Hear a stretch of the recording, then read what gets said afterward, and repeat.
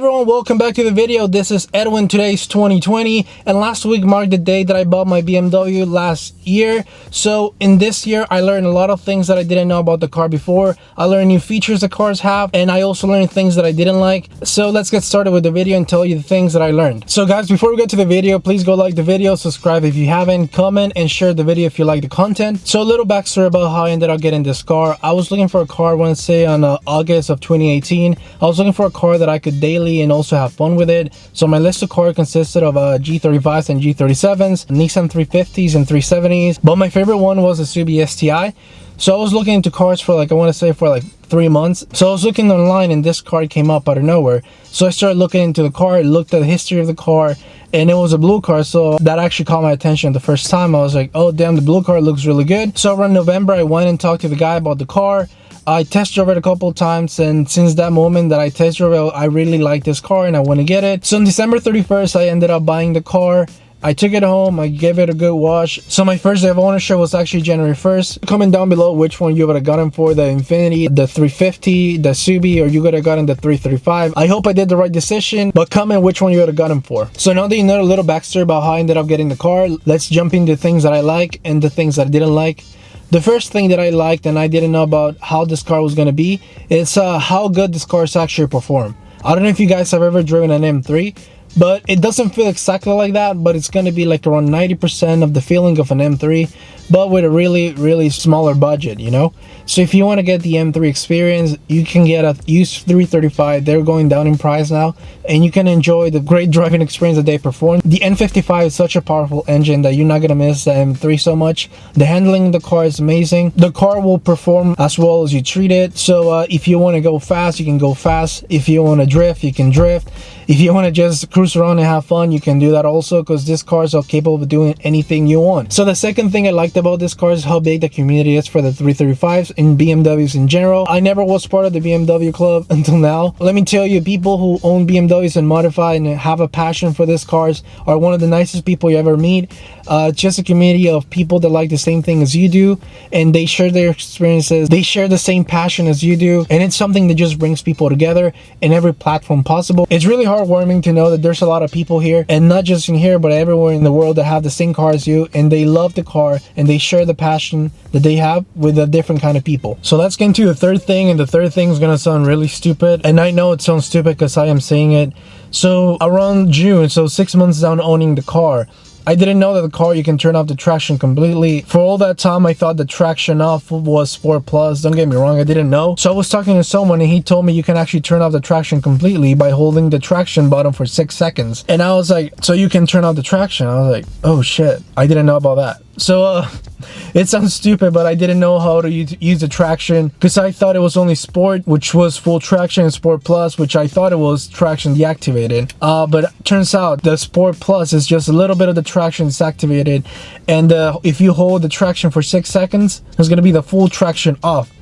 I didn't know that, but it changes the way you drive, you know. Things you learn down the road, I didn't know. It's really complicated, you know. So down the fourth thing that I learned about owning the car, I don't know if you guys watched the video before this one, but I found out this car is not really a good daily. And the reason for me to say that is because the car is a really huge gas consumer.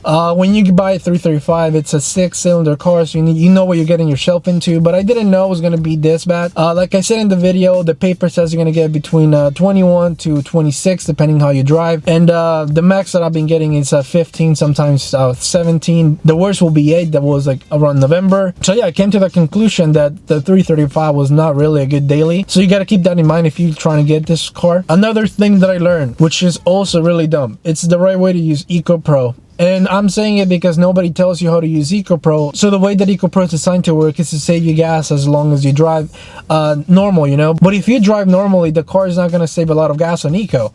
The right way to save an Eco is you need to learn how to set up from the stoplight. You need to learn how to use the pedal the right way. You need to learn how to brake too. Because if you don't, it's going to turn off by itself, and it's going to be the same thing as you're driving in comfort. And the point of Eco is saving you money, but nobody tells you the right way to use it. We're down to the fifth thing of what I liked about the car, and as you guys know, the 335 F30 it's equipped with the N55 engine, which also comes in the M2s. One thing about this car and this engine is it's a really reliable engine. I didn't know, I always heard about BMWs being unreliable, But in my year of ownership of the car did not give me a single problem whatsoever. Probably because the car is still new, you know. Down the road, I've talked to a lot of different people that own this car, and for longer than I have, since like 2013, 2012, and they're telling me how good this car actually is. It's really reliable. They don't get any problems with it. So I hope this car stays this way. So if you ever heard someone telling you, oh, the car is not reliable, it's a BMW, it's not going to give you transmission problems down the line, well, they should own it. From 1 year, the car did not give me a single problem. Regular things, coolant, oil change, spark plugs, but that's the regular things that any car will require. So bottom line, the N55 engine, it's a really good engine, really powerful, and it also will be really reliable, of course, if you know how to take care of the car. So another thing that I learned about this car is you got to be smart with what gas you put and what gas stations you go to. Of course, if you own a performance car, you want to use 91, and if you live somewhere else besides California, you want to go 93 octane. But you also got to be smart where you put gas from. The first 2 weeks of owning the car, I put gas 91 from Costco. And I'm not saying it's about gas or anything, but I want to say the car was not performing the way it used to do. The car was struggling. The car was like jumping a little bit every shift. And I started reading different posts from people, and they say they had the same problem and they just switched to a different gas station. A lot of people went to Shell, so I went to Shell. And since that day, I've been just using Shell 91. Like I say, 93 if you live somewhere else besides California. So you have to keep that in mind whenever you fill up your car, where you're putting from and what gas you're using. So if you're asking me, I will recommend to use only Shell. Another thing that I learned about owning this car and meeting different people around the city was the 335. It's really rare to find it stock, because like I said before, the N55 is a really powerful engine that with a couple of mods you can push the HP and torque really high. So when people buy this car, then not all of them, but most of people's intention is to modify it to reach the car's full potential. So owning the car made me realize that it's really rare to find a 335 that is stock, and that's really good too, you know, because that means there's a lot of people who enjoy driving their car and enjoy what they do. They're passionate about their cars, so they will invest money and they will invest their time trying to work on their cars and trying to reach the car's full potential. So now to some things that I don't like about the car. This is probably not the car's fault, it's probably just brakes fault, but I don't know if you guys have the same problem. Comment down below if you guys do have the same problem. Since I first got the car, I got new brakes on them, the M brakes that comes with it, and since day one the brakes have been squealing like crazy. It doesn't sound like dead cats, but it sounds really bad, because the squealing every time gets louder and louder. I took it to service and they told me the brakes are still brand new and that's the way the brakes are, and I understand with some performance brakes they do squeal, but I don't know if they squeal as much as they do. I checked them out myself and they still seem in good condition, and I understand, like I said, it's performance brakes, but sometimes they shouldn't squeal as much as they do. And the only other thing that I learned about this car is like I always say, it's a really gas consumer, but you know what you're getting yourself into when you get the 335. Like I said, 6 cylinders, twin turbo, that'll mean a huge gas weight, but I didn't know how bad it was going to be. So down the line, my conclusion with this car is if you're ever thinking about getting a 335, I think you just go for it, man. These cars are really good. They're reliable cars, they're fun cars to drive. You'll meet a nice community of people. So if you're looking into buying a 335 and you're thinking about it, do you think I would like it? Do you think I would not like it? Oh, what if this is better? What if it's not better? Well, let me tell you, just go for it. Just go for it. Don't even think about it. And trust me, you will not be disappointed with how good this car is. If you want a car that you can have fun with it, if you want a car that you can modify, this is the car for you. This is the engine for you too. The 335 comes stock with a 330 horsepower if you get the M Performance version or the M Sport. So have in mind, when you put an exhaust, when you put an intake, when you put a intercooler, when you put a tune, this car's HP is going to go all the way up. So if you're into modifying your cars and you want a car that you can do easy mods on it and it's going to bump the HP in a way that you can feel it, go for the 335. Stop thinking about it. Just go right now and buy it. You'll thank me later. So I think that's gonna be it for the things that I like and things I didn't like about my car from 1 year of ownership. The things that I learned about the car that I didn't know before. So now I'm gonna tell you little resolutions that I have for this New Year's. For this 2020, my goal is to keep putting content out.